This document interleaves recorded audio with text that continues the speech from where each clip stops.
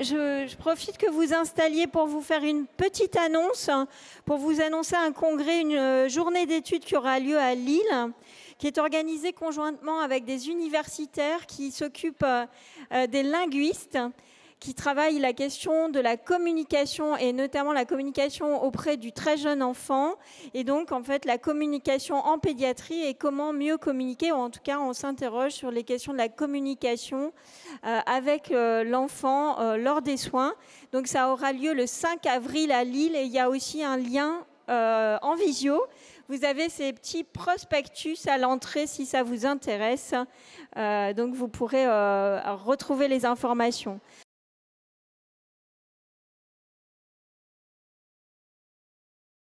Et donc, du coup, on va...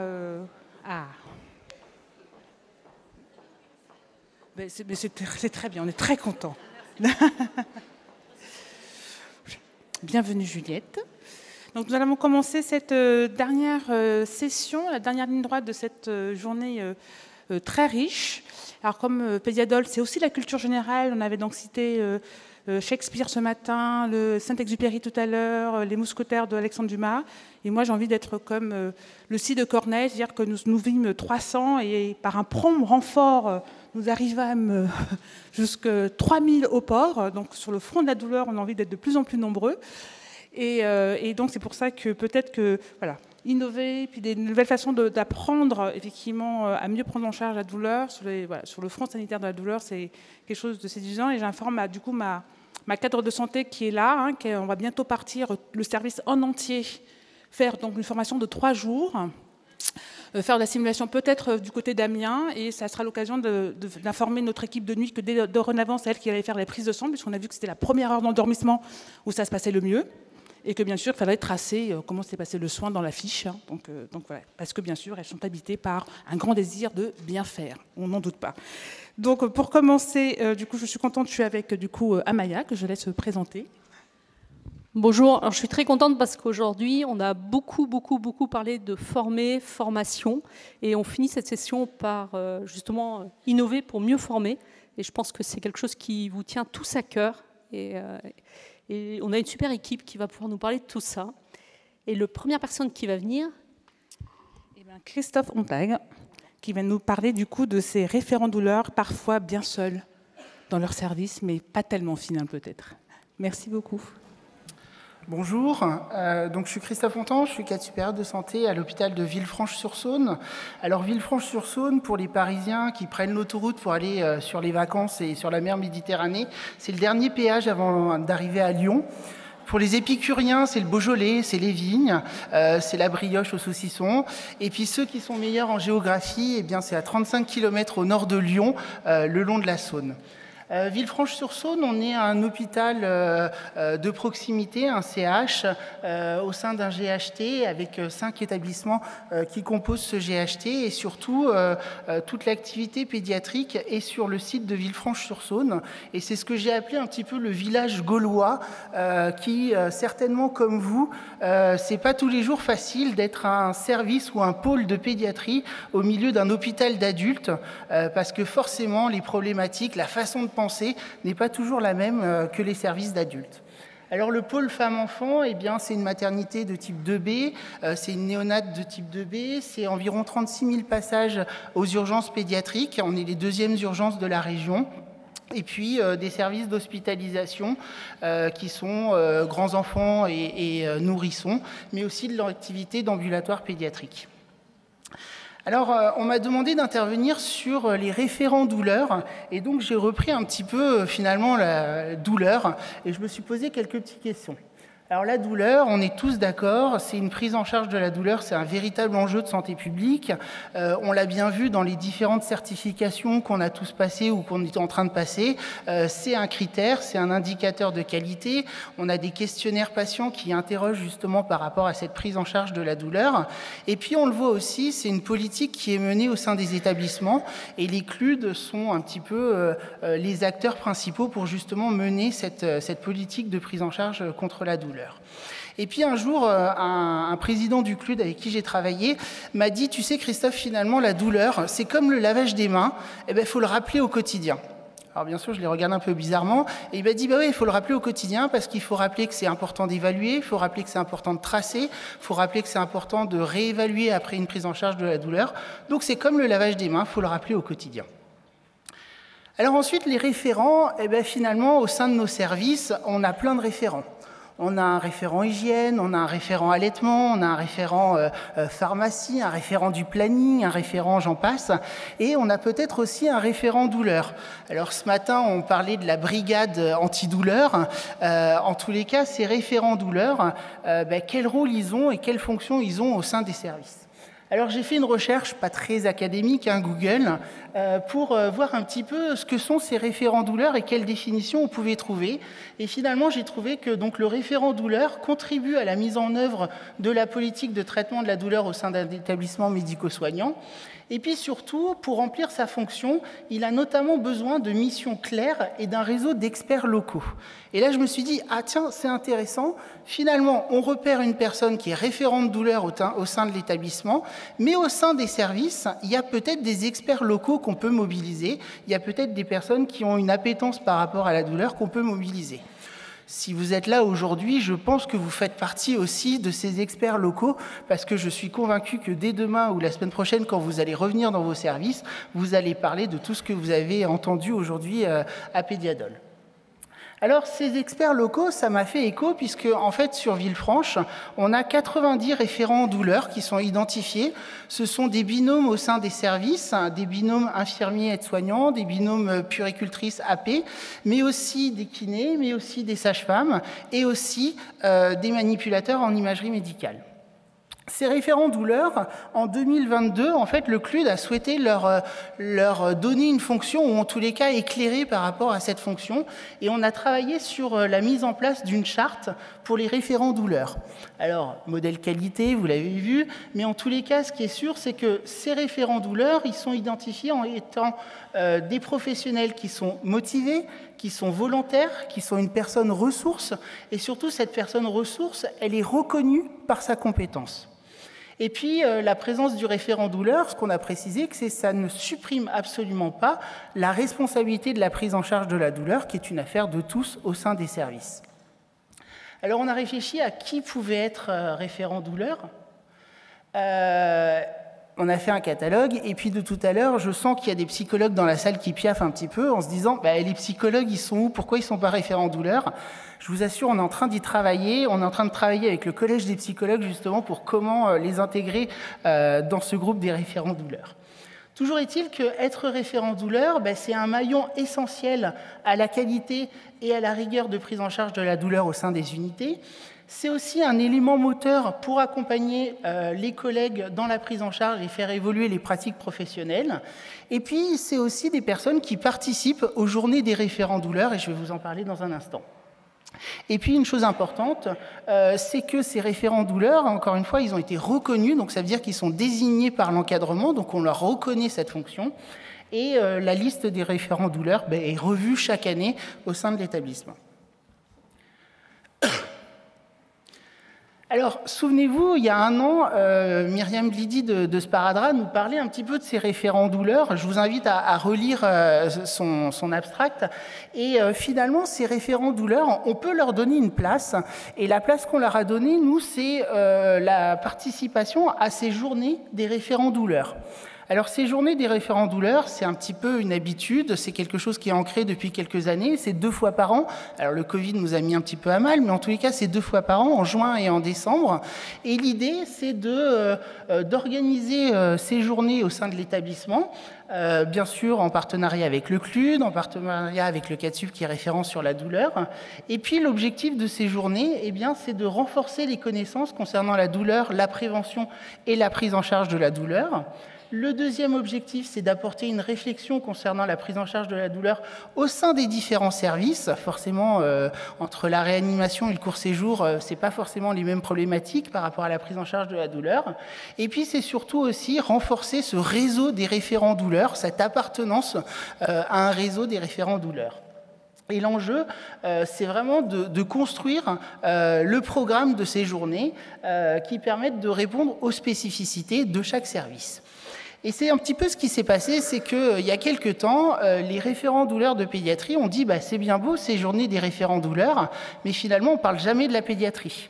On ne parle jamais de la prise en charge de la douleur en pédiatrie, on parle toujours de la prise en charge chez l'adulte, chez la personne âgée, mais finalement on ne parle jamais de la prise en charge de la douleur chez l'enfant. Donc on a un petit peu contourné les choses et on leur a dit finalement, qui de mieux que vous peut parler de la prise en charge de la douleur de l'enfant ? Et c'est comme ça qu'on a co-construit cette journée, c'est qu'en fait, on a demandé aux spécialistes eux-mêmes de venir parler de la prise en charge de la douleur devant les autres référents douleurs. Alors, on a construit des vignettes cliniques ou des films qui ont été réalisés par les référents douleurs de pédiatrie. Et dans l'idée, c'est d'apporter un questionnement sur la prise en charge de la douleur, sur des situations pratiques, et de se positionner aussi, de se questionner sur la transférabilité en fait, de nos actions sur les différents services ou encore des problématiques qui peuvent être rencontrées aussi en imagerie, par exemple, avec les enfants. Alors les questionnements lors des vignettes cliniques qu'on avait abordées, c'était finalement, est-ce qu'on a assez évalué la douleur? Est-ce que l'outil qu'on utilisait était approprié? Est-ce que les parents ont été suffisamment accompagnés dans cette prise en charge de la douleur? Les parents et l'enfant, bien sûr. Est-ce qu'on peut systématiser d'autres moyens médicamenteux ou non contre la douleur de façon préventive ou curative? Et puis, quelles sont les conséquences pour l'enfant, ses parents, d'une mauvaise prise en charge de la douleur? Et ça, c'était amené à travers les différentes vignettes cliniques qui étaient proposées par les référents douleurs. Et puis, pour pimenter un petit peu cette journée, on avait invité une experte en prise en charge de la douleur, elle est dans la salle, je vous donnerai ses coordonnées si vous voulez, qui a pu justement animer les débats, rebondir un petit peu sur des problématiques, sur des points saillants de la prise en charge de la douleur, ou de lancer des discussions par rapport à ces différentes pistes de réflexion. Alors au final, on est tous convaincus, je pense ici, du rôle essentiel du relais de diffusion des bonnes pratiques. Et ce relais, il doit se faire aussi par les référents douleurs sur la prise en charge de la douleur au sein des différents services, avec ces experts locaux, ce qu'on a défini comme des experts locaux. On sait aussi que l'organisation de ces réseaux de référents douleurs doit être structurée, doit être organisée. La charte des référents douleurs est un outil justement pour permettre d'asseoir et de positionner ces référents douleurs, qui soient reconnus aussi de manière administrative au sein de l'établissement. Et puis, les référents douleurs, l'idée, c'est qu'ils aient ce sentiment d'appartenir à un groupe, à une entité qui est reconnue, et qu'ils aient ce positionnement, justement, d'experts, de pouvoir partager, de pouvoir échanger par rapport à leurs pratiques. Et puis, la dernière phrase et la conclusion, c'est que finalement, l'animation de ce réseau est fondamentale. Elle est chronophage parce qu'il faut se poser plein de questions. Qu'est-ce qu'on organise? Comment on le fait? Et finalement, la conclusion qu'on a aujourd'hui, c'est que cet apport d'expérience par des retours de vignettes cliniques, par des échanges par les experts eux-mêmes, finalement, c'est un très bon outil pédagogique pour partager les différentes situations de douleur qui sont vécues au sein des différents services. Merci.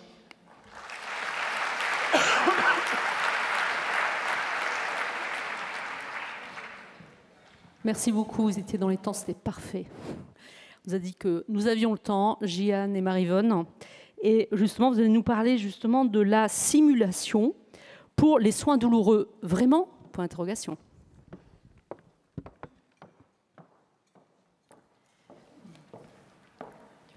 Je te laisse te présenter quand même. Oh, c'est obligatoire. Alors, je suis Maryvonne Pogan, je suis infirmière anesthésiste et infirmière ressources douleurs au centre de la douleur de l'hôpital Trousseau, retraitée maintenant, et membre de Pédiadol. Et moi, on m'a laissé revenir parce que comme j'avais vraiment pas compris le système des flèches tout à l'heure, on m'a expliqué et maintenant, on va voir si c'est bon. Donc, on va vous dire que, oui, vraiment. Voilà, c'est ça la réponse. Alors la simulation, ça a une définition et ça en a même plusieurs. En voilà une. Alors, nous avons choisi... Ah, on n'entend pas. Nous avons choisi une définition de la Haute Autorité de Santé qui elle-même l'a extraite d'un congrès de la Chambre des représentants de 2009. Et cette définition dit « La simulation en santé correspond à l'utilisation d'un matériel, d'un simulateur procédural, de la réalité virtuelle ou d'un patient standardisé pour reproduire des situations ou des environnements de soins et dans le but d'enseigner des procédures diagnostiques et thérapeutiques, des processus, et de répéter des processus, des concepts médicaux et des prises de décision par un professionnel de santé ou une équipe de professionnels. » Ça marche, hein, les flèches. Alors, il y a une autre définition que Amaya nous a fait connaître et qui nous parle beaucoup, qui est un ajout de Philippe Barrier, qui dit qu'en fait, il s'agit au moyen de techniques de parvenir à une sorte d'éducation de soi du soignant, de lui faire découvrir ou approfondir la dimension éthique, c'est-à-dire relationnelle du soin. Et il précise, il n'y a rien de plus sérieux que le jeu, que la simulation, car ils permettent au sein d'une bulle d'innocuité, dans une parenthèse où la vie n'est que figurée, d'exercer librement sa liberté, si l'on peut dire, c'est-à-dire sans conséquences réelles. Et ça nous parle beaucoup et vous allez voir que c'est ça qu'on a voulu faire dans des ateliers de simulation à propos de la prise en charge de la douleur de l'enfant.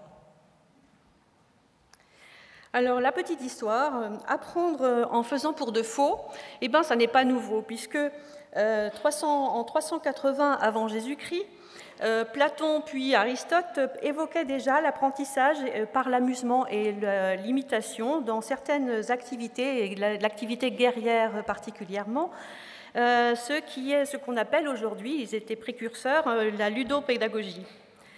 Au XVIIIe siècle, Madame Ducoudray, sage-femme de son état, invente la machine, qui est un bassin d'accouchement, pour enseigner dans les campagnes françaises aux matrones l'art de l'accouchement. Pendant 25 ans, elle parcourt les campagnes et elle forme 4000 sages-femmes à qui elle permet de manipuler et de pratiquer les manœuvres obstétricales. Et de ce fait, il a été prouvé que il y avait eu une baisse marquante de la mortalité infantile.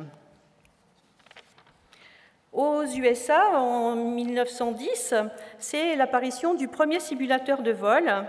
Et plus tard, un petit peu plus tard, dans les années 60-50, des médecins anesthésistes se sont inspirés des techniques de simulation de l'aéronautique pour perfectionner les manœuvres de réanimation cardio-respiratoire et vont s'associer à un industriel du jouet, M. Laerdal, pour créer des mannequins qui vont permettre de généraliser l'apprentissage des gestes d'urgence. En 1980, toujours aux USA, les techniques de management de situations à risque de l'aéronautique vont être transposées par un anesthésiste vers l'anesthésie et permettre le développement des compétences non techniques dans la gestion des situations à risque. Dans les années 2000, toujours aux USA, il y a une prise de conscience que l'erreur médicale est au 8e rang de la mortalité, ce qui est un enjeu économique et sur la politique de santé qui est énorme, et la simulation devient un outil d'amélioration de la sécurité du soin.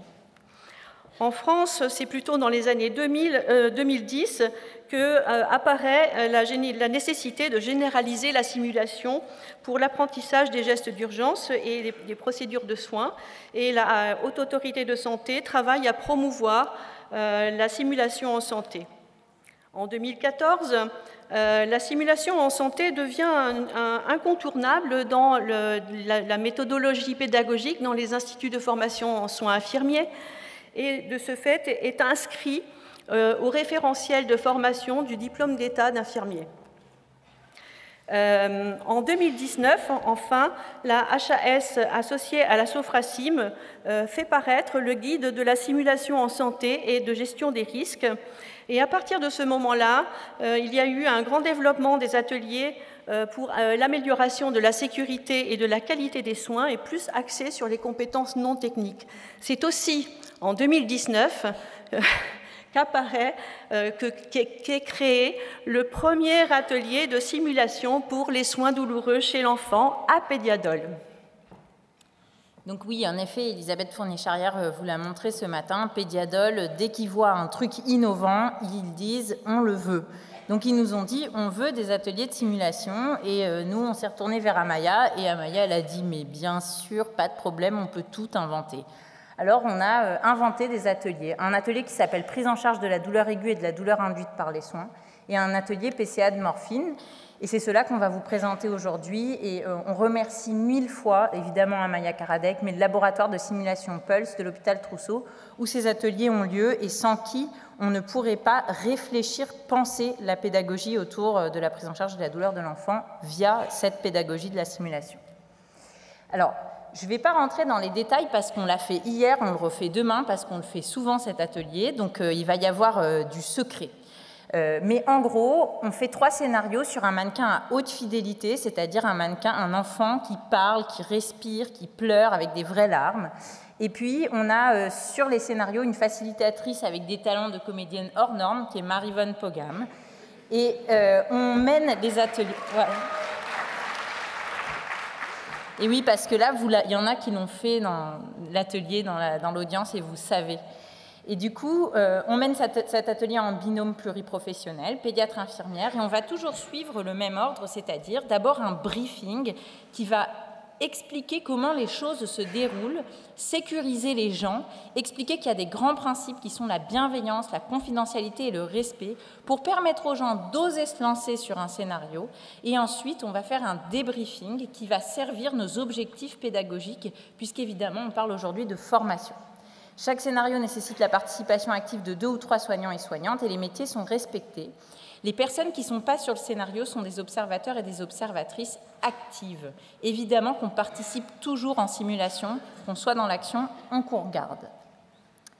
Alors voilà des exemples d'objectifs pédagogiques. Alors ça, c'est les trucs habituels, c'est les compétences techniques, mais comme ça vient de nous être présenté par Christophe, aussi, il y a les compétences non techniques, et comme tout le monde d'ailleurs dans toute cette journée, qui sont fondamentales. Donc là, si on prend quelques compétences techniques, il y a l'évaluation de la douleur, savoir administrer le méopa.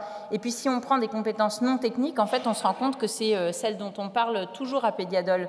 Comment prioriser les actions, optimiser la communication, discuter de la pertinence même d'un soin avant de prévenir la douleur d'un soin, etc. Voilà un peu comment ça se déroule. Alors, attendez, là, vous allez vous dire, mais c'est incroyable. Voilà. Waouh. Voyez un peu. Alors, ça, c'est une séance de... Merci, merci. Ça, c'est une séance de briefing. Ça, c'est ce qui se passe en technique, c'est-à-dire, c'est nous qui disons au mannequin qu'est-ce qu'il faut faire. Là, c'est ce qui se passe sur le scénario. Là, il y a Mamie-Vonne avec son petit enfant. Là, il y a des soignants qui soulagent la douleur à l'aide de méopas et de chansons. Et vous avez une imagination incroyable pour les chansons. Et là, il y a une soignante qui passe un appel. Et cet appel, il suit les recommandations de la bonne communication téléphonique à l'hôpital. Voilà, tout ça au service des objectifs pédagogiques. Donc, on vous fait quelques retours parce qu'évidemment, pourquoi ça nous intéresse cette pédagogie. Donc, on a formé pas mal de gens depuis 2019. Ce qu'on a vu, c'est que la majorité d'entre eux, et ça, en fait, on l'a découvert grâce aux formulaires de Pulse qui sont remplis par tout le monde après les ateliers, c'est que tout le monde est très stressé quasiment. Et en fait, ils sont très stressés principalement par la peur d'être jugés et la peur de faire des erreurs. Mais ça, c'est OK parce que c'est notre job, en fait, de les rassurer pendant le briefing et d'expliquer qu'en fait, ils sont là pour ça et que leurs erreurs, on les remercie de les faire. D'ailleurs, ce n'est pas des erreurs. Amaya m'a appris que ça s'appelait des contre-performances. Et ouais, je t'ai bien écouté. Et ces contre-performances, elles nous permettent de réfléchir tous ensemble à comment on pourrait améliorer ça, puisque si on les fait pendant un atelier, peut-être on les fait aussi parfois dans la vraie vie. Voilà, alors la satisfaction globale, après coup, elle est très satisfaisante. Donc malgré la peur, les gens sont contents. Ils disent que c'est interactif et surtout que les scénarios sont réalistes, les échanges sont riches, qu'il y a une bienveillance. Ils apprécient l'aspect pluriprofessionnel parce que nous, ça nous tient à cœur de toujours refaire des scénarios où on travaille en équipe, parce que dans la vraie vie, on travaille en équipe. Les acquis professionnels semblent utilisables et applicables et voilà, c'est important aussi de dire que la qualité du matériel est plébiscitée parce que ça aide évidemment à l'immersion, même si on peut tout faire, on peut tout imaginer pour mettre les gens en situation. Voilà, je laisse Marie-Vonne présenter l'atelier de morphine. Alors, l'atelier PCA de morphine, il existait depuis déjà plus de 20 ans à l'hôpital Trousseau. Et c'était déjà un atelier, des ateliers interactifs où il était possible d'apprendre à prescrire pour tous les soignants, hein, que ce soit les médecins ou les infirmiers, à prescrire, à faire le montage et à programmer la PCA. Mais ces dernières années, malgré la nécessité de se former à ces techniques, parce que ça n'existe pas dans la formation initiale des soignants, eh bien, il y avait beaucoup de difficultés de remplissage des ateliers et les inscriptions devenaient de plus en plus rares. Sous l'impulsion du docteur Barbara Tournière et avec l'aide de la plateforme Pulse, et tout particulièrement encore Amaya Karadec, eh bien, nous avons initié une transformation de cet atelier et il fallait pour cela le rendre plus attractif et motiver les inscriptions. Et quoi de mieux qu'un escape game. Moi, je ne savais même pas ce que c'était, en fait, quand on en a parlé, donc voilà. L'escape game est né, et il s'agit de résoudre des énigmes autour du montage et de la prescription de la PCA. Lors du débriefing, la deuxième partie, sous forme de questions-réponses, les participants peuvent exprimer leurs demandes particulières et leurs besoins dans la formation et ils peuvent aussi manipuler les appareils. Et donc, c'est un atelier de montage et d'utilisation de la PCA. Il y a une troisième partie qui est un scénario de simulation avec un patient simulé, brillamment joué par Leslie Oderda, notre psychologue, où là, il s'agit de réévaluer la prescription de morphine qui est faite précédemment et d'évaluer l'efficacité et la tolérance de la PCA. C'est un atelier qui est mené en trinôme par un médecin, par un pédiatre, par une infirmière et par une psychologue.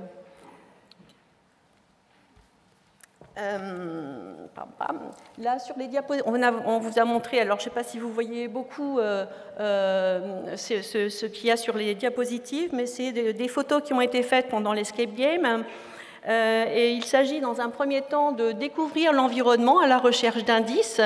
Et vous voyez que sur la première image, il y a un berceau dans lequel il y a un bébé qui est douloureux et qui pleure. Et il est accompagné d'une facilitatrice qui est formatrice et qui est une soignante qui attend l'aide des participants pour calmer ce bébé. Il faut atteindre un premier objectif qui est l'évaluation de la douleur de l'enfant qui va donner accès à d'autres énigmes.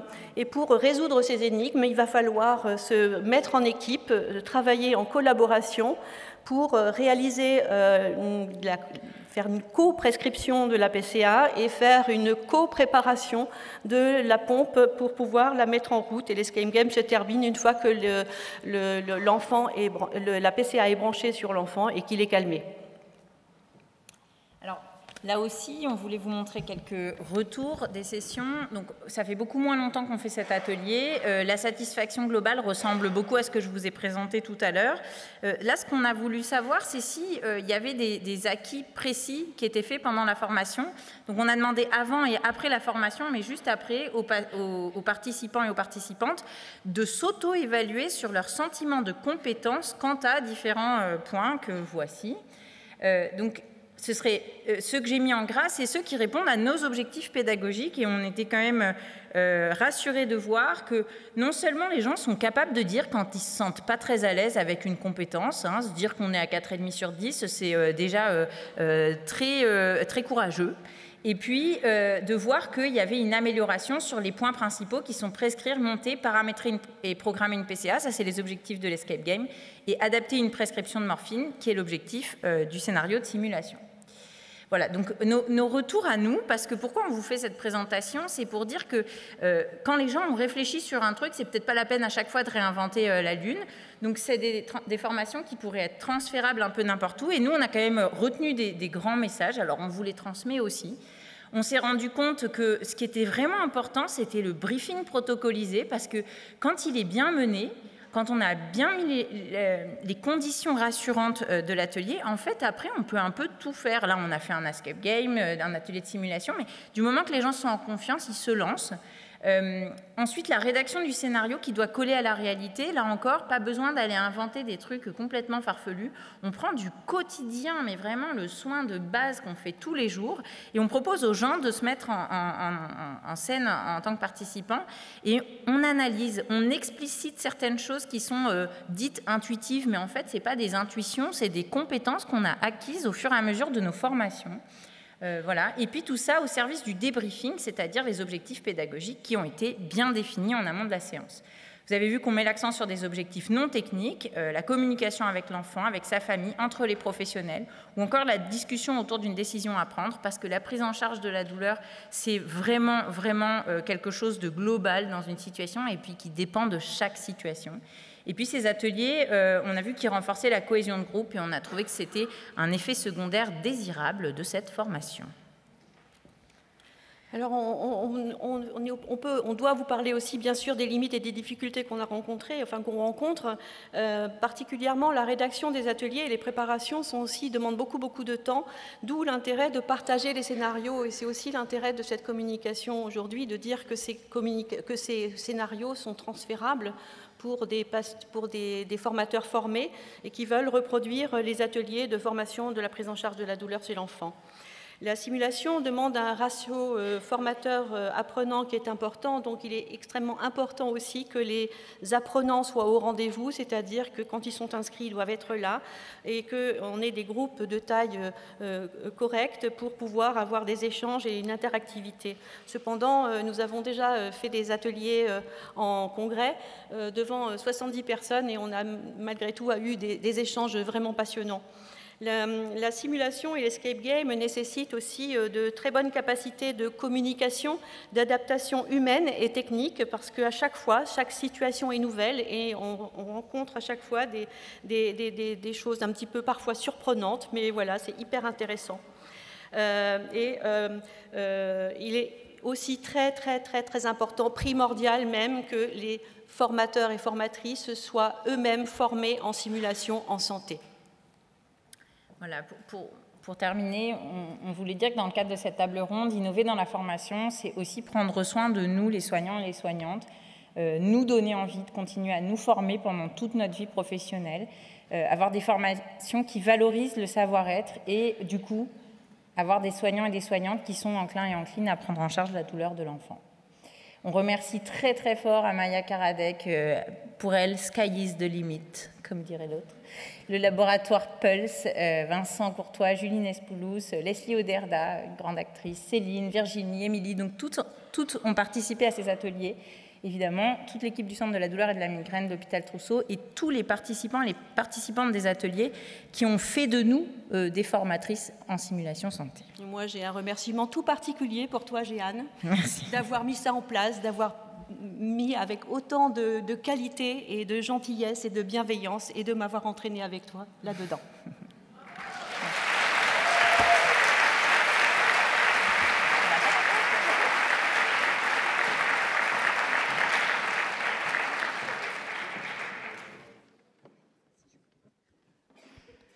Merci beaucoup. Les questions sont à la fin de la session. On va peut-être penser à des escape games pour nos titulaires, pour avoir des moyens, tout ça, peut-être on va trouver. Et donc, on va accueillir, du coup, pour finir, j'allais dire, un partenaire, c'est même pas un partenaire, c'est le conjoint de Pédiadol, non? Avec l'association Sparadrap qui vont nous présenter, du coup, leur nouvelle trouvaille pour cette année. Merci beaucoup. Bonjour à tous et à toutes.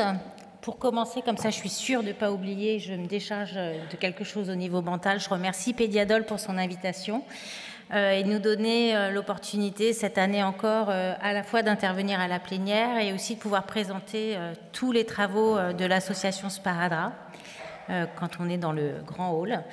On va faire une présentation à deux voix. Je vais commencer, la deuxième voix, c'est la voix de Sandrine Ehrenschmidt, que vous connaissez probablement tous, non pas pour sa voix, peut-être pas pour son visage, mais pour ses dessins, puisque c'est Sandrine qui illustre les guides de Sparadrap depuis toujours. Donc le guide de consultation gynécologique, on en a vu tout à l'heure, c'est les illustrations de Sandrine.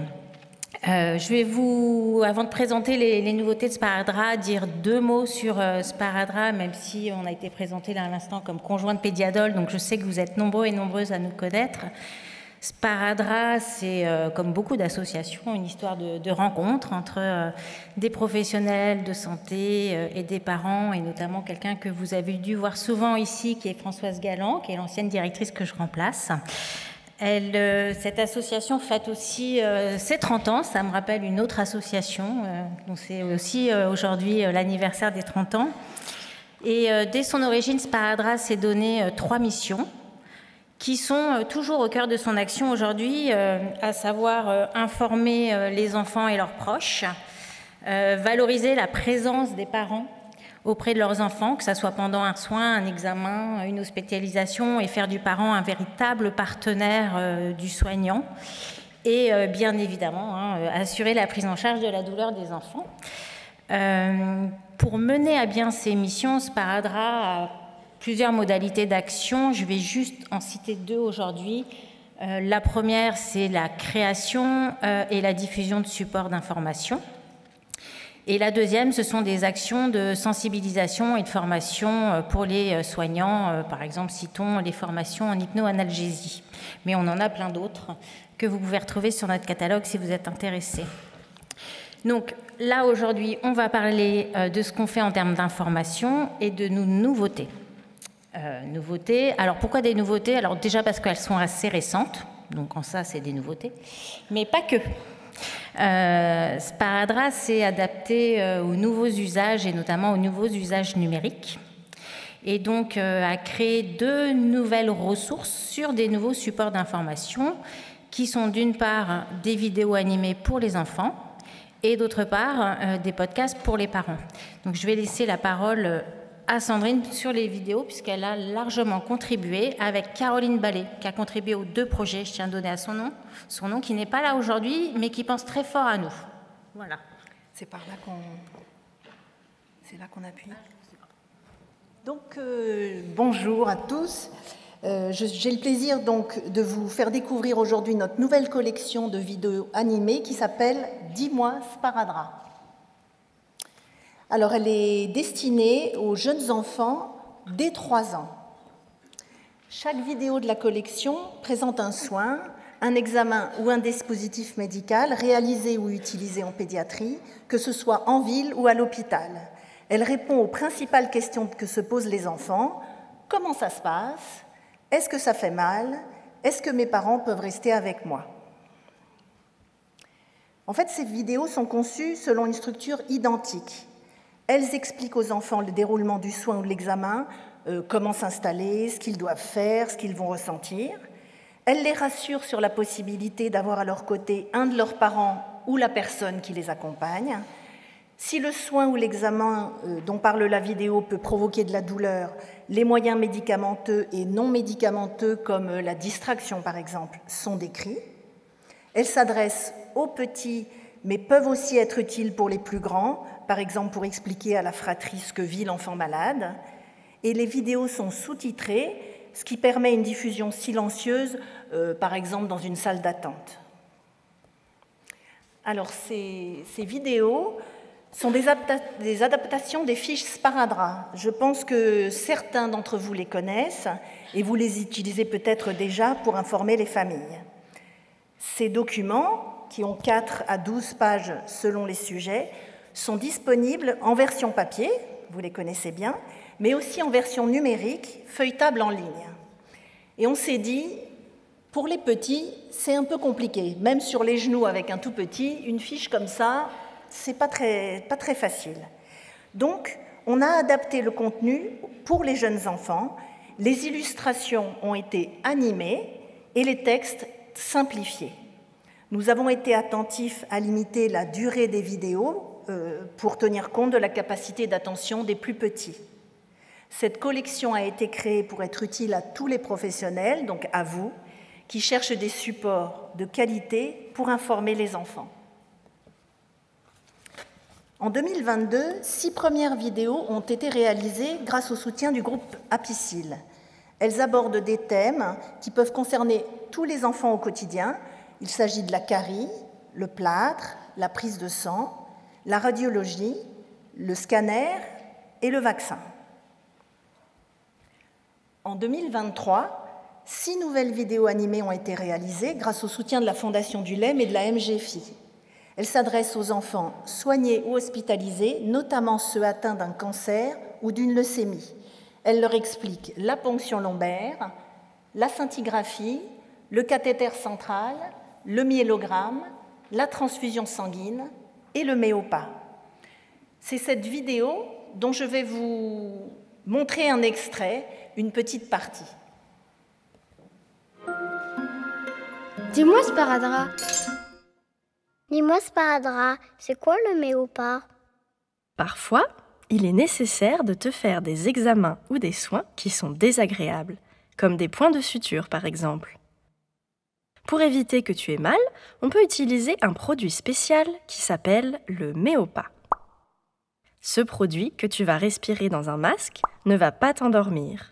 Il va plutôt te détendre et tu auras moins peur et moins mal pendant le soin ou l'examen.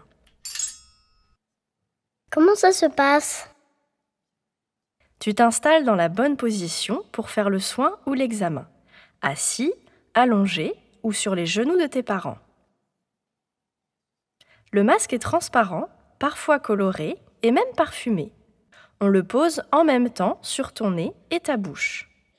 Tu peux tenir le masque toi-même en appuyant un peu sur ton visage pour éviter les fuites. Tu respires tranquillement et régulièrement. Le méopa arrive dans le masque par un petit tuyau branché sur une grande bouteille en métal. Quand tu respires, une sorte de ballon se gonfle et se dégonfle. On attend que le méopa fasse son effet, puis le soin ou l'examen peut commencer.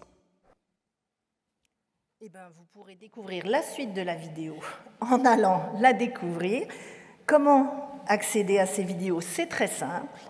Toute la collection est disponible dans l'espace enfant du site de Sparadra et sur la chaîne YouTube de l'association. Et pour que ces vidéos aident le plus d'enfants et de familles, les professionnels peuvent les diffuser via les écrans installés dans les structures de soins. Elles sont transmises sur simple demande via ce mail communication@sparadra.org. Les professionnels et les structures qui ne disposent pas d'écran peuvent utiliser nos affichettes QR code téléchargeables dans l'espace professionnel de notre site. Ces affichettes représentent le visuel de chaque vidéo et sont accompagnées d'un QR code. Vous pouvez facilement les imprimer pour les afficher dans une salle d'attente, par exemple. En scannant le QR code avec leur smartphone, les familles accèdent directement à la vidéo. Voilà, les premiers retours sont encourageants et la vidéo sur la prise de sang a déjà été vue 20 000 fois. Sparadra a aussi le projet d'enrichir la collection dans les prochaines années. J'espère vous avoir donné l'envie d'utiliser ces nouveaux supports pour informer les enfants. On compte sur vous pour les faire connaître. Et je passe maintenant la parole à Juliette Roussel qui va vous présenter le podcast « Un petit bout de Sparadra ». Alors, le podcast est un podcast à destination des parents.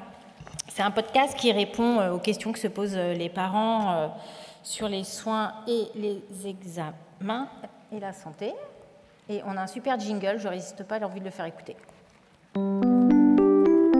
Un petit bout de Sparadra, le podcast qui répond aux questions des parents pour les aider à accompagner leurs enfants quand ils sont examinés, soignés ou hospitalisés. On voit que parfois, dans la maladie... C'est pas ça que je voulais faire. Bénédicte est arrivée trop tôt. Donc, pourquoi un podcast? C'est une bonne alternative à l'information papier. Ça permet de toucher les parents jeunes, connectés. C'est un outil aussi où les professionnels peuvent proposer aux parents de se référer. Chaque épisode a la même trame. C'est un parent qui témoigne d'une expérience, qui partage ses questions et un expert qui lui répond. Dans les experts, pour les épisodes 2 et 3, on a quelqu'un que vous connaissez. Vous allez reconnaître sa voix si j'y arrive. Ah, et c'est pas intuitif, hein. Dans la manière de préparer un enfant, notamment lorsqu'il y a un soin, par exemple, je pense à une vaccination, on va par exemple préférer dire à l'enfant de façon très claire, on donne les bonnes informations avec les bons mots. On fera une injection, mais on va éviter les mots qui piquent. Et à savoir, on va faire une piqûre, ça fait beaucoup plus peur que de dire on va faire une injection. Vous l'avez reconnu, c'est Bénédicte Lombard. Elle était en vidéo ce matin, elle est en audio cet après-midi. Puisque le choix de Sparadrap, ça a été que ça soit un expert qui réponde aux questions des parents. Donc le premier podcast portait sur les médicaments. Et donc toutes les questions que peuvent se poser les parents. J'ai donné un médicament à mon enfant, il a vomi, le médicament n'a pas bon goût, je fais comment?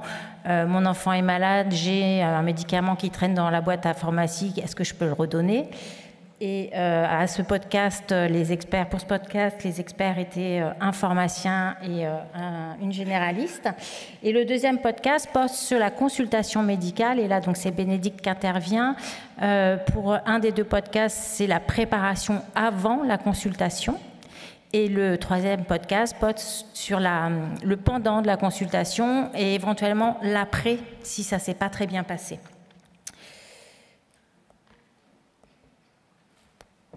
Alors, où trouver nos podcasts? Sur notre site internet et notre chaîne YouTube, comme pour les vidéos, mais comme c'est un podcast, vous l'avez également sur toutes les plateformes d'écoute.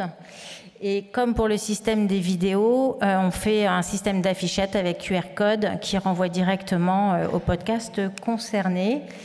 Ces podcasts ont été réalisés grâce à Malakoff Humanis et ils nous ressoutiennent une nouvelle fois pour agrandir la collection et donc on devrait avoir 6 prochains épisodes en 2024. Voilà. Je vais redonner la parole à Sandrine. On a fini, vous inquiétez pas, c'est la fin de la journée. J'ai un peu l'impression d'être le prof de maths de 17h à 18h, là, c'est un peu terrible comme sensation. Mais Sandrine a quelque chose d'important à partager avec vous tous, hein, donc je lui rends la parole. Oui, alors à Sparadrap, en novembre, nous avons eu 30 ans. Pédiadol, avec qui on travaille main dans la main depuis 30 ans, à 30 ans. Pour l'occasion, nous avons fait un petit cadeau, donc j'appelle tout le groupe Pédiadol pour lui remettre son petit cadeau de la part de l'association Sparadrap.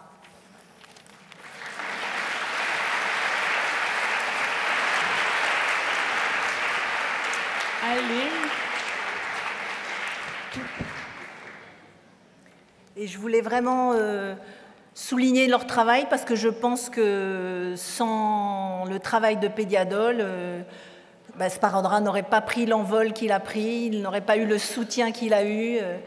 Merci beaucoup et bravo. Bravo.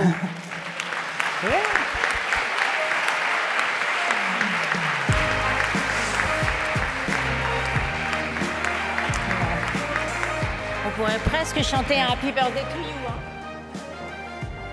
Hein. J'espère qu'il y a plein de photos qui se font passer. Joyeux anniversaire, joyeux anniversaire, joyeux anniversaire, Pédiadol. Joyeux anniversaire, bravo.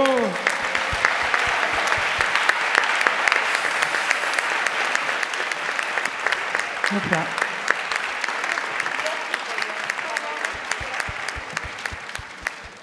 Et je voudrais dire donc ce diplôme de courage et de bravoure qui a été créé au départ à l'hôpital Trousseau avant la naissance de Sparadrap par Daniel Hannequin et Didier Cohen-Salmon.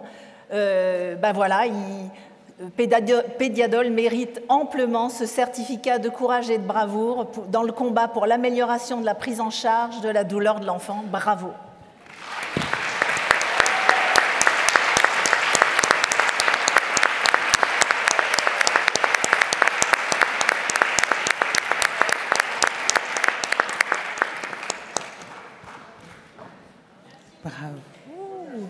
Merci à vous. Merci. Et merci beaucoup à Sparada qui, je pense, je suis frappée par votre côté novateur. Vous êtes toujours un coup d'avance sur bien des choses depuis 30 ans et que vous faites beaucoup depuis longtemps et formaliser les choses. Place aux questions dans la salle. Merci beaucoup à tous nos orateurs de qualité. Et en tant que prof de maths, on vous aurait gardé jusqu'à 20h, il n'y a pas de problème. Mais on ne va pas le faire, je vous rassure. Est-ce qu'il y a des questions dans la salle ou des commentaires? Alors, il y a une question à distance. Est-ce que les référents douleurs ont des temps dédiés en dehors de leur poste de travail? Voilà. L'éternelle question. Effectivement, c'est reconnu. Donc, les journées des référents douleurs, c'est une journée de formation, donc c'est reconnu. Et puis, toutes les activités qui sont menées au sein des services sont reconnues en tant qu'heures à récupérer, quoi, en fait. Alors, il y a une autre question qui est au sujet de Pulse. Y a-t-il des kinés? Alors, je ne sais pas si la question, parce qu'elle est sur Internet, est-ce que c'est des kinés que l'on forme ou est-ce qu'on a des kinés dans les formateurs? Donc, est-ce que vous formez des kinés dans vos apprenants? Oui, c'est déjà arrivé. Oui, régulièrement. Parce que, par exemple, on fait une formation sur l'hôpital qui est une formation douleur 3 jours. Donc ça, elle est complète, la formation. Et dans cette formation, il y a une demi-journée de simulation. Et ça nous est arrivé quasiment à chaque fois d'avoir des kinés à la formation douleur 3 jours. En plus, il y a un des scénarios où il y a une place pour un kiné. Donc voilà. Peut-être, alors moi, avant, si la salle ne se manifeste pas, deux choses. Alors pour Sparadra, je tenais déjà à vous remercier beaucoup pour tout ce que vous faites et que vous parlez des parents connectés pour les podcasts, mais également tous les parents qui ne lisent pas français. Et que je pense que c'est quand même un atout vraiment important et majeur. Donc merci pour eux aussi. Et le podcast, on a eu des retours de parents expatriés aussi, qui n'ont pas le même accès aux soins et qui trouvent ça super. J'imagine. Bien mieux que Cards, bien avant. Bon, bref. Et du coup, j'ai une question. La durée de l'escape game que vous faites sur la PCN Morphine, ça dure combien de temps? L'escape game dure précisément 30 minutes. D'accord, ok.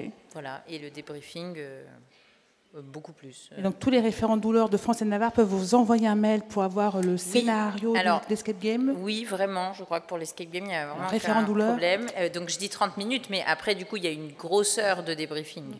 Donc, il faut prévoir au moins 1h30 quand on fait que l'escape game, et notre atelier entier fait 3 heures avec la simulation. Alors, je vais juste demander à la salle, est-ce qu'il y a parmi vous des référents douleurs?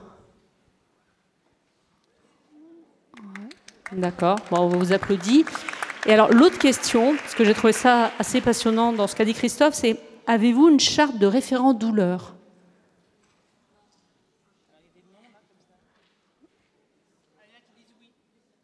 Alors, il y a moins de chartes que de référents douleur, en fait, c'est intéressant. Qu'est-ce qu'a apporté la charte de référent douleur? C'est vraiment l'outil qui permet de reconnaître cette fonction des référents douleurs et qui permet aussi d'avoir une réflexion sur qui on choisit, comment on les choisit, quels sont leurs rôles, quelles sont leurs missions. Donc c'est vraiment un outil managérial aussi pour choisir ces référents douleurs et leur donner un rôle, vraiment leur donner un rôle.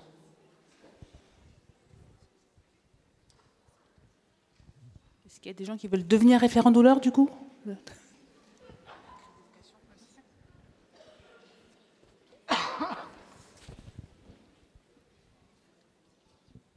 Du coup, où peut-on se procurer cette charte de référent douleur? Moi, je veux bien la transmettre sans problème. Alors, je ne sais pas par quel biais, mais sans problème pour la transmettre comme modèle, quoi, à adapter en fonction de votre service et en fonction de votre établissement. Je peux venir vers vous alors? Je ne vois pas qui me parle, mais oui, sans problème. Ok, d'accord. Ok, pas de souci. Pédiadol, c'est aussi ça, des rencontres. Une question devant. Là.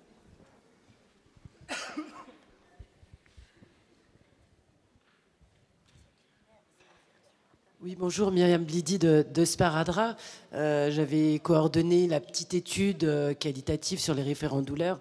Et ce que je propose, c'est que, puisque Christophe Hontan m'en avait déjà parlé, que peut-être qu'on puisse mettre sur le site de Sparadra cette charte dont d'autres équipes peuvent s'inspirer. Pas de problème, mais j'irai rencontrer quand même la dame. Pédiadol, c'est des rencontres et des solutions. On fait tout, c'est all inclusive. Alors moi, j'avais une autre question pour la salle. Je me demandais justement, qui d'entre vous a fait de la simulation avec la douleur? Qui en a déjà fait? C'est ceux d'hier. Merci Marie-Vonne, tu les as reconnus. Et est-ce que vous pensez que dans vos centres, ce serait possible de le développer? Quels seraient les freins pour vous? Je ne sais pas s'il y en a qui veulent prendre la parole à ce sujet-là.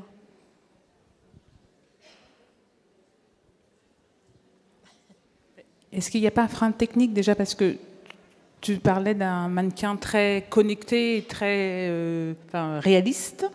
Alors, on n'a pas tous un mannequin connecté et très réaliste. Et en même temps, on a vu qu'on pouvait le faire dans le cadre d'un congrès avec 70 participants.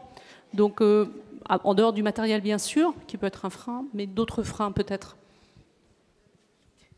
Du coup, pour la question, nous, on a déjà eu dans notre centre hospitalier une intervention c'était une simulation pour les urgences pédiatriques. Est-ce que vous intervenez dans les centres hospitaliers aussi, ou c'est seulement en se déplaçant à Trousseau qu'on peut bénéficier de cette... En fait, Trousseau, c'est dans l'hôpital Trousseau, vous avez la plateforme Pulse qui est positionnée. Donc après, bien sûr, il faudra voir s'il y a possibilité. Est-ce que vous ouvrirez ces séances à d'autres personnes via une convention ou autre? Après, ça se réfléchit. Après, c'était plus ma question, c'était de me demander, est-ce que vous, dans vos centres, vous vous êtes posé la question, tiens, la douleur en pédiatrie, j'aimerais bien faire de la simulation, mais j'ose pas ou je peux pas parce que c'était plus ça, en dehors du matériel, bien sûr. Ça peut se... Je crois aussi quelqu'un d'autre qui veut répondre, mais... Enfin, pour répondre quand même un peu à votre question, le principe, c'est quand même pas que, enfin, pour l'instant, c'est pas que nous, on aille donner les formations ailleurs. Ce serait plus qu'il y ait des formateurs en simulation santé, formatrices en simulation santé qui soient formés, et c'est déjà le cas. Il y a beaucoup de plateformes de simulation en France, et que ce soit plutôt localement, à chaque fois, que vous puissiez, des soignants en coordination avec les personnes référentes dans vos plateformes, imaginer des ateliers, et puis les faire pour vos propres soignants. Ça paraît quand même beaucoup plus adaptable à la formation continue. Mais par contre, oui, partager les scénarios, c'est important. Je ne dis pas que c'est facile, parce qu'il y a toujours la question de comment on fait ça, mais je pense que, par exemple, il ne faut pas hésiter à demander à la Société française de simulation, la Sofrasim, comment ils font, s'ils ont une plateforme, où est-ce qu'on peut mettre les scénarios. Je sais que c'est le cas, donc voilà. Et tout le monde peut se former en simulation? N'importe qui peut... oui. Tout le monde. Et ça dure combien de temps? Non, mais peut-être qu'Amaya, tu es mieux placée que moi pour répondre. Oui. Alors oui, vous pouvez vous former à la simulation, bien sûr. Alors, il y a des formations longues, des DU, des choses comme ça, puis il y a des formations plus courtes. Il y en a beaucoup, évidemment. Ce qu'il faut, c'est pas vous interdire d'en faire, parce que je ne suis pas formée. Il faut être formé au débriefing, ça c'est certain. Ça s'apprend, ça s'expérimente. Plus on en fait, plus on est à l'aise. Et là, je me tourne vers vous, Jeanne ou Marie-Vonne. Bien sûr, au début, on a l'impression que c'est difficile, et puis on s'aperçoit que petit à petit, en lisant, en s'informant, en regardant ce que font les autres, on se rend compte qu'on est capable de le faire également, et que c'est un outil qui est très efficace pour justement voir quand on a mal encodé et réencoder l'information et mieux prendre en soin. Sur les compétences non techniques, c'est quand même assez incroyable comme modèle. Mais oui, bien sûr, il faut avoir une dynamique. C'est surtout ça, je pense, qu'on a sur Pulse, mais grâce à tous les soignants de Trousseau qui donnent cette dynamique. Parce que tout seul, on n'y arrive, on ne va pas très loin, en fait. Mais je crois aussi que même si on n'a pas des mannequins connectés, des mannequins de haute fidélité, ça ne doit pas être un frein non plus, parce qu'on peut faire, avec un patient simulé, on peut faire plein de choses, et c'est très intéressant aussi de travailler de cette manière-là. Et ainsi, on peut avoir aussi le retour du patient simulé, de ce qu'il ressent, des interactions qu'il y a pendant la séance. Donc c'est aussi très intéressant. Et il ne faut pas que le fait de ne pas avoir de mannequin soit un frein à la formation. ou à la mise en place d'une formation en tout cas. Je suis infirmière en réanimation pédiatrique sur l'hôpital Femmes-Mères-Enfants à Lyon et je voulais rebondir sur la question que vous posiez juste avant parce que du coup, je fais partie, je suis référente du groupe douleur et on est en train de relancer beaucoup de choses et de redynamiser le service et en fait, on a justement, nous aussi, de notre côté, créé un escape game, créé une simulation. Alors nous, pour l'instant, le désavantage, c'est qu'on n'est pas encore sur de la haute fidélité parce qu'on n'avait pas les mannequins nécessaires, donc on a fait 100. Mais on a dans les objectifs de faire ça et on va aussi, justement, nous, en tant que paramédicaux, se former. On va se faire un AEU de simulation pour pouvoir être formateur à notre tour. Bah, félicitations, c'est ce qu'il faut faire. Voilà. Et du coup, ça nous intéresse beaucoup d'avoir vos coordonnées pour justement voir votre scénario aussi parce qu'on veut en créer plein pour avoir des situations différentes à chaque fois. Ça, c'est une excellente idée. C'est ce qu'il faut faire. C'est une communauté de pratique et c'est changer nos scénarios. Si ça fonctionne à Paris, pourquoi pas à Lyon ou ailleurs, bien sûr. Je vais faire mythique. Vous pouvez venir vers moi. Tu as des dates, hein. C'est qui la comédienne? Je me demandais, au sujet de Pédiadol, justement, vos animés que vous proposez, est-ce que vous les avez traduits en anglais? Pour Sparadrap, pardon. Sparadrap, voilà. Sur Lucie Bray, qui parlait tout à l'heure pour adopter... Alors, non, les vidéos ne sont pas traduites en anglais. C'est un projet qu'on a de traduction, mais voilà, il y a une question de sous, quoi. Le nerf de la guerre pour ce genre de projet. Mais on a bien en tête que ça pourrait être utile.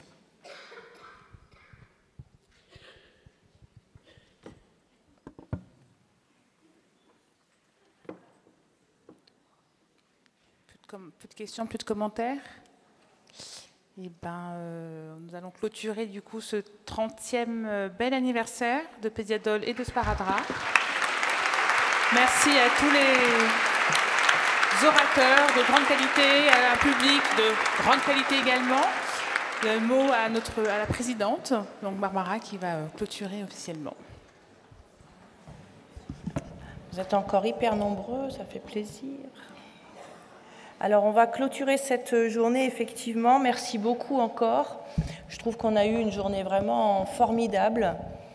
On a appris que le temps n'était finalement pas ce qu'on croyait qu'il était. Mais on a aussi appris que dans le peu de temps qui nous est imparti parfois, c'est vrai que parfois c'est serré, eh bien, la qualité de ce qu'on va dire, les mots qu'on va utiliser, l'attitude qu'on va avoir dans ce temps imparti, finalement, vont pouvoir changer beaucoup de choses. On a appris aussi que travailler en équipe et faire des petits progrès, c'est aussi ça qui va nous amener à de grandes améliorations. Et je suis contente de vous avoir eu avec nous aujourd'hui. On va annoncer donc nos prochaines journées. Vous pouvez tout de suite sortir vos agendas. Les 26, 27 et 28 mars 2025.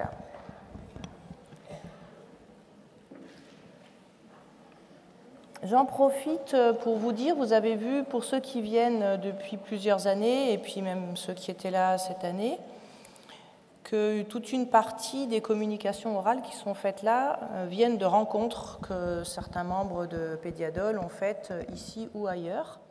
Viennent aussi d'appels que nous lançons chaque année. Et donc là, nous allons lancer l'appel à communication pour l'année prochaine. Donc tous ceux qui parmi vous ont fait des projets, ont eu des bonnes idées, ont envie de présenter quelque chose, vous pourrez nous adresser par le biais de notre site vos idées, vos projets, et en nous expliquant un peu en une page ou deux ce que vous avez fait. Et nous devons aussi clôturer la journée en refaisant, s'il vous plaît, merci beaucoup. C'est une petite obligation que nous avons. Et comme ça, ça permettra de voir si on a bien retenu les choses. Merci à tous les orateurs formidables qu'on a eus aujourd'hui.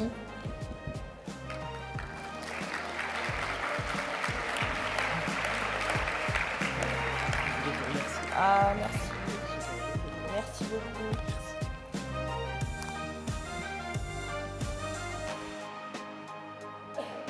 Merci à tous, merci encore à tous ceux qui nous soutiennent, la Fondation Apicil, la Fondation La Roche-Posay, Comme Santé, vous êtes là, Sparadrap, avec nous les 30 ans, depuis si longtemps. Et tous nos partenaires que vous avez eu le temps de voir sur les stands, j'espère.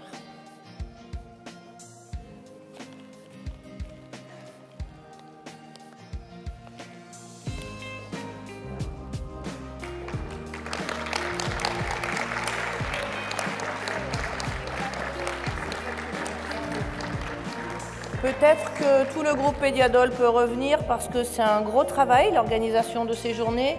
Ce n'est pas du tout une ou deux personnes, mais c'est vraiment l'ensemble du groupe. Donc Florence, je te vois. Sophie. Daniel, bien sûr. Frédéric. Daniel et Frédéric, quand même, qui étaient là à la première journée, ainsi que peut-être toi, Elisabeth. Oui, j'étais là, oui. Voilà. J'étais enceinte comme ça. Ah, ben voilà. Juliette est partie pour préparer ça.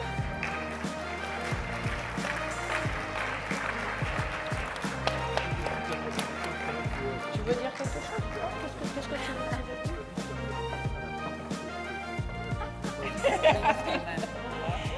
dire? Donc il reste quelques livres de Daniel Hannequin. Un livre absolument passionnant, à la fois sur l'histoire de la douleur, très personnalisé, mais qui contient beaucoup de données historiques et encore très actuelles. Et ce livre est à disposition à la banque d'accueil. Et Daniel Hannequin peut vous le dédicacer si vous y allez à la sortie.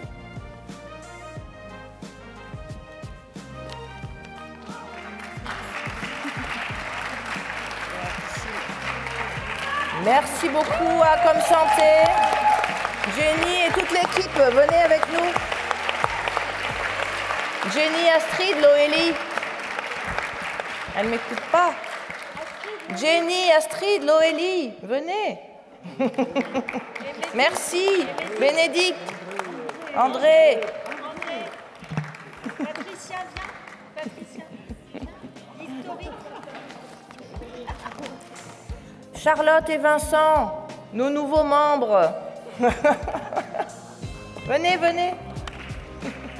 Personne à la salle. En fait, venez tous. On va déambuler un peu. Merci, merci. Merci à vous. Merci d'être là. Mais oui, Françoise. Viens avec nous, Françoise. Bonne Françoise. Emmanuel. Ah, Emmanuel, notre community manager, celle qui vous envoie 1000 postes par an. Oui.